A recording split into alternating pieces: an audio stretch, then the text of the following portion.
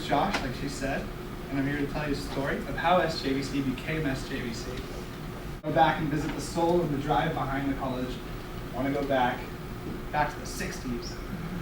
And, like I know, but my grandma, Shirley Perry, was 18 when she found out that she couldn't take the family car from Hanford to Visalia to the community college of the Sequoias, to get her nursing degree.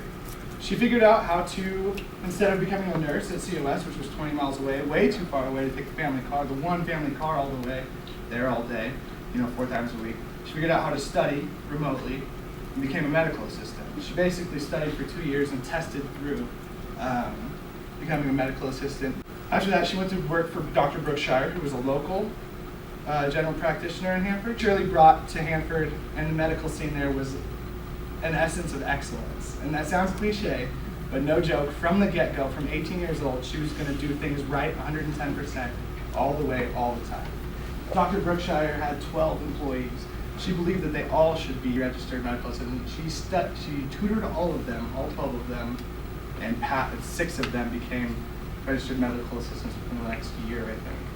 So she started changing the medical field in Hanford and in the Central Valley before anybody else.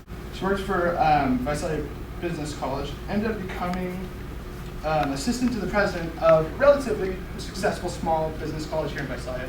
She ended up basically running the college as his assistant, doubling in mission, made the president so much money that he started to take little vacations, started to hang out with the wrong crowd, started to party a little bit. Won't get into detail. She got fed up. One time, she woke up, got to work Monday morning. It was a start. All the students were in desks and there were no books. She got on the phone, she called, she said, "Hey, where are the books?" This is the 70s, 73. "Hey, where are the books?" to the book distributor.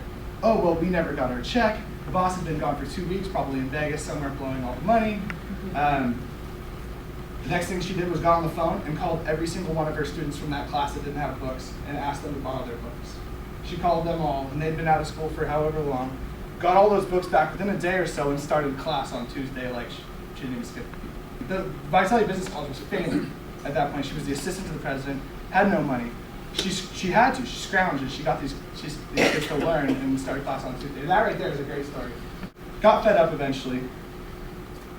Went home, asked her husband, Robert Perry, who worked at Armstrong Brother at the time, said, "Hey, I'm sick of my job. I know you're sick of yours. Let's quit, and let's start something together." She said, "I know how to run a college. You know how to run business. Let's take my educational background, your business background." They came together and started something that they had no idea how big it was going to get. So they took a year off. They quit. They went around asking for loans, asking friends for money, asking everybody who would help them in their small community. Rented out a little tiny classroom, and Shirley Perry was standing here teaching to 3 students there in a small room in San Joaquin Valley College, April 77. Can you ever imagine something like this ever succeeding? It seems silly. It seems like one person teaching to 3, never heard of such a thing. And wasn't one of the 3 students your cousin who wasn't paying and was sleeping on the couch? Yeah. So officially it's 2. Yeah. Officially 2 paying, you hope. Yeah, 2. Seems so silly, but at the same time, Shirley never, ever once thought this was silly. This was her baby. This was her thing. And she was going to do this from the get-go.